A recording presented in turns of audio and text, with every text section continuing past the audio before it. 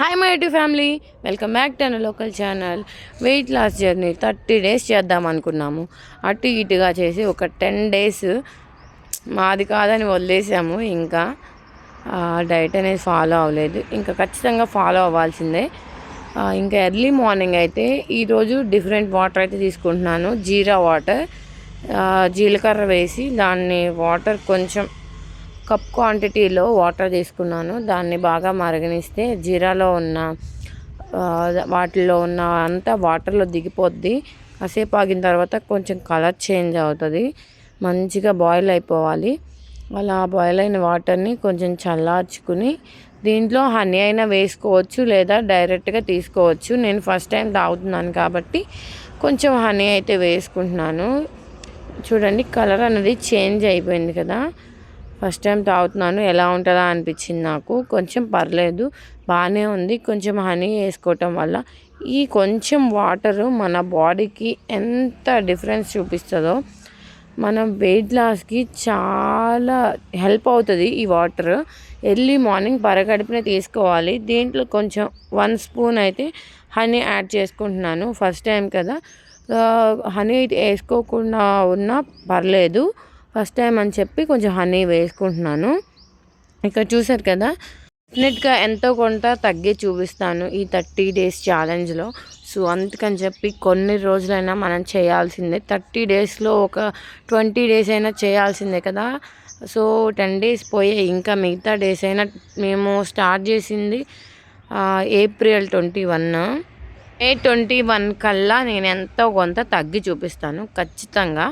చూడండి, ఒక 3 or 4 kgs తగ్గినా చాలు కదా. తగ్గటం అయితే పక్కా జరుగుతుంది. అంతే, కొంచెం కష్టమైన ఈ వాటర్ని తీసుకుంటున్నాను. ఈ జీరా వాటర్ అక్క అయితే డైలీ తాగుతుంది. అక్క చాలా చేంజ్ వచ్చింది, కానీ వెయిట్ అనేది మాత్రం సేమ్ ఉంది. నేనైతే వెయిట్ అనేది తగ్గుతున్నాను, కానీ అక్క వెయిట్ లాస్ అనేది అవ్వట్లేదు. ఫేస్ చూడటంటే కొంచెం తగ్గింది అనిపిస్తుంది, కానీ అస్సలు తగ్గలేదు.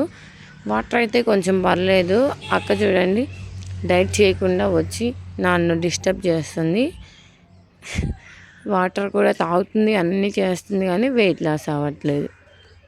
నేనైతే పక్కా ఎంతో కొంత తగ్గే చూపిస్తాను. మే 21కి మళ్ళీ వెయిట్ చెక్ చేస్తాను. రేపు చూపిస్తూ ఉంటాను. చూడండి, మధ్యలో వెయిట్ లాస్ ఎంత అవుతున్నాను, ఎంత అవుతలేదని. తప్పకుండా తగ్గాలి, ఎందుకంటే మన బాడీని మినిమం అలా బ్యాలెన్స్ చేసుకోకపోతే మనము అంతకి అంత అవుతాము. సో అందుకని చెప్పి ముందుగానే జాగ్రత్తలు తీసుకుంటూ మనం తినే ఫుడ్లోనే కొంచెం తీసేయాలి, కానీ రిచ్ ప్రోటీన్స్ అవన్నీ ఉండాలి. నేను అందుకనే 2 eggs అయితే తీసుకుంటున్నాను. అవి అంగన్వాడీలో ఇచ్చినవి సిద్ధు కోసం.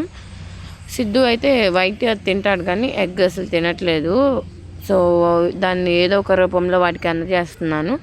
ఇంకా 2 eggs తీసుకుంటున్నాను, మరీ చిన్నగా ఉన్నాయి అని చెప్పేసి. అవి ఒక మూలకు కూడా రావనుకోండి, నాకు ఎగ్ ప్రోటీన్ కదా, అందుకని అవి తీసుకుంటున్నాను. ఇంకా ఎగ్స్ అయితే స్టవ్ మీద బాయిల్ అవుతున్నాయి. ఈలోపు నేను వాటర్ అంతా కంప్లీట్ చేశాను. కొంచెం కష్టంగానే ఉంది, పర్లేదు, తాగేసేసాను. ఇంకా ఈరోజు టిఫిన్ వచ్చేసి ఇడ్లీ. ఇంకా ఈ 10 days అయినా పక్కాగా బయట ఫుడ్ అనేది మానేద్దాం అనుకుంటున్నాను. ఇంకా ఇంట్లో చేసిన ఇడ్లీ, ఇంట్లో కొత్తగా పెట్టిన ఆవకాయలో కొంచెం గుజ్జు తీసుకున్నాను. ఎక్కువ టిఫిన్స్లో నేను ఇదే వేసుకుంటాను. ఇంకా బాయిల్ చేసిన 2 eggs, చూడండి, 2 కలిపినా కానీ ఒక ఎగ్ అవుతుందేమో అంతే. అందుకని 2 eggs తీసుకున్నాను. దీన్ని ఇంకా పైన పెక్కు తీసేసుకున్నాం. సిద్ధు తింటాడో లేదో ట్రై చేయాలి, అలవాటు చేయాలి వాడికి కూడా. ఎప్పటి నుంచో చేశాను, కానీ సరిగ్గా తినడు వాడు. ఇంకా నేనైతే ఇక్కడ ఎగ్ పైన పెంకు ఉంటుంది కదా, తీసేసుకుంటున్నాను. బయట ఫుడ్స్ ఎప్పుడు మానుతామో అప్పుడు మనం వెయిట్ లాస్ ఆటోమేటిక్గా అయిపోతాము. ఆయిల్ ఫుడ్స్ అస్సలు తినకూడదు. నేను కూడా అంతగా ఇష్టపడిన ఆయిల్ ఫుడ్ అంటేనే చిరాకు. ఇంట్లో గారెలు వేస్తేనే దానికి ఆయిల్ పడితేనే తినను నేను. అలా మెయింటైన్ చేసుకుంటూ అస్సలు సిద్ధు పుట్టక ముందు చాలా అంటే చాలా సన్నగా ఉన్నాను. ఇంతకన్నా నేను అప్పుడు 56, 57 అలా మెయింటైన్ చేసుకునేదాన్ని. ఇప్పుడు చూడండి, 10 kgs. ఎప్పుడు తగ్గుతానో ఏమో కానీ. గుడ్లు మాత్రం చూడండి చాలా చిన్నగా ఉన్నాయి. ఒలుస్తుంటే వాటి పెక్కులతో పాటు అవి కూడా వచ్చేస్తుంది, గుడ్డు కూడా. అసలు దాన్ని ఎందుకు పోనిస్తాను చెప్పండి మనం, అది కూడా తినేస్తున్నాను నేను. ఇంకా మా అక్క అయితే వెయిట్ లాస్ చేద్దామంటూ పాపం అన్నం కూడా తింటలేదు ఈవినింగ్ టైము. కానీ ఎందుకనో తన బాడీలో అస్సలు చేంజెస్ రావట్లేదు. కొన్ని రోజులు అలా అలవాటు చేసుకోవాలేమో బాడీకి, అప్పుడే రియాక్ట్ అయిద్దాము. నాకైతే అలా ఏం లేదు. ఈవినింగ్ టైము అసలు రైస్ మానేస్తే దెబ్బకి లాస్ అయిపోతున్నాను, వెయిట్ లాస్. 3 days మానేసాను అంతే. ఈవినింగ్ టైం అసలు అన్నం తినకుండా ఉంటే 1 kg తగ్గాను. అప్పుడే అనిపించింది ఈవినింగ్ టైము రైస్ మానేసేయాలి అని. ఒక్కసారి మానేసేయలేం కదా అని చెప్పి కొంచెం కొంచెం తగ్గించుకుంటూ వస్తున్నాను. ఈవినింగ్ టైము రైస్ బదులు ఏదో ఒకటి చేసుకుంటున్నాను. ఇంకా ఈరోజు అయితే ఇదే నా టిఫిను. 2 ఇడ్లీ 2 eggs, దాంట్లో ఆయిల్ లేని చట్నీ. అంటే ఆయిల్ వేస్తారు కదా మ్యాంగో చట్నీలో, కొంచెం ఆయిల్ లేకుండా కొంచెం గుజ్జు అయితే తీసుకున్నాను. ఆ గుజ్జు వరకు తినేస్తున్నాను. ఇదే నా మధ్యాహ్నం అన్నం తినే లోపు ఏం తినకుండా ఉండలేం కదా మనము. ఈ తినేలోపు నేను ఈరోజు ఇంట్లో మ్యాంగోస్ ఉన్నాయి, ఏదో ఒక ఫ్రూట్ కానీ తింటే చాలా మంచిది, ఆకలి కూడా వేయకుండా ఉంటుంది. ఇలా మ్యాంగోగా తీసుకొని నేను ఎప్పుడైనా నాకు ఇష్టం ఇలాగే మ్యాంగోని ఇలా స్మూత్నింగ్ చేసుకుని తింటాను. ఇలా అయితేనే ఇష్టం నాకు. ఇలానే తిన్నట్టు కూడా ఉంటుంది నాకు. మీకు ఎలా తింటే ఇష్టమో కామెంట్ చేయండి. మ్యాంగో తింటే అస్సలు ఇష్టం ఉండదు, ఎందుకంటే ఆ బుర్రకు ఉంటుంది కదా, ఆ మ్యాంగో సీడ్కి ఏదైతే దాని నిండా ఉంటుందో అది పీకుని తినాలి. అది కొంచెం పులుపు అనిపిస్తుంది నాకు, అలా ఉంటే ఇష్టం లేదు. మ్యాంగో స్వీట్గా ఉంటే ఇష్టం అని చెప్పి ఇలా వేసుకుని తింటాను నేను. మిక్సీలో జార్లు వేసేసి, లేకపోతే బాగా పండిందైతే ఇలా స్మాష్ చేసేసుకుంటాను. 11కి అలా ఈ టైంలో అయితే నేను ఇలా మ్యాంగో ప్యూరిని తీసుకున్నాను. ఇంకా ఆఫ్టర్నూన్ లంచ్కి ఏం చేసిందో అమ్మ చూడాలి. ఓకే, ఈరోజు దొండకాయ కూర చేసింది అమ్మ. ఇంకా రైస్ కూడా కొంచెం క్వాంటిటీ తగ్గించాను. ఇంతకుముందు ఇంతకన్నా ఎక్కువ తినేదాన్ని, కొంచెం తగ్గిస్తున్నాను కాబట్టి ఇప్పుడు ఈరోజుకి ఇంత తింటున్నాను. ఎంత తిన్నా కానీ ఇంట్లో కొత్తగా చేసిన ఆవకాయ పచ్చడి వదులుకోము. సో అందుకని చెప్పి ఆవకాయ పచ్చడి, ఇంకా కొంచెం ఎక్కువ క్వాంటిటీలోనే కర్రీ అయితే వేసుకుంటున్నాను. దొండకాయ కూర ఈరోజు అందరు తినేశారు. ఇంకా లాస్ట్ అండ్ ఫైనల్గా నేనే దొండకాయ కూర వేసుకొని శుభ్రంగా లాగించేసాను. ఇంకా 4:45 అలా అవుతుంది టైము. సమ్మర్ కదా, సమ్మర్లో బాగా మనము డిహైడ్రేషన్ అయిపోతూ ఉంటాము. అసలు చాలా ఇబ్బందులు అయితే పడతాం కదా. ఇప్పుడు 4:45 అవుతుంది టైము. చూడండి వాతావరణం ఈవినింగ్ ఎలా ఉంటుందో అలా అయిపోయింది. ఫుల్ గాలి దుమారం. రోడ్డు పక్కనే కదా మా ఇల్లు, రోడ్డు మీద ఉన్న మట్టి అంతా మాకే వస్తుంది. గాలికి మేము కూడా ఎగిరిపోయేటట్టున్నాము. ఇంకా ఎక్కడివక్కడ సదిరేస్తూ ఉన్నాము. అక్క మాత్రం అస్సలు హెల్ప్ చేయదు.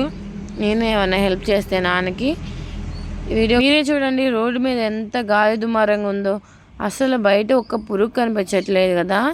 నాకైతే భలే అనిపించింది. చాలా చల్లటి గాలి వస్తుంది. నా నెత్తి మీద ఉన్న కాసిన జుట్టు కూడా పైకి ఎగిరిపోతున్నాయి. వర్షం ఎప్పుడు పడిద్దా అనిపించింది.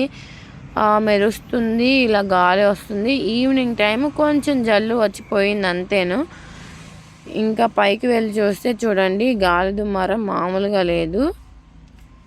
మీకు కూడా అలానే ఉందా? వర్షం పడుతుందా మీ ఊర్లో? కామెంట్ చేయండి. గాలి దుమారం వస్తుందా? మా చెట్లు ఏమైపోతాయో, ఇరిగిపోతాయో అని భయం వేస్తుంది.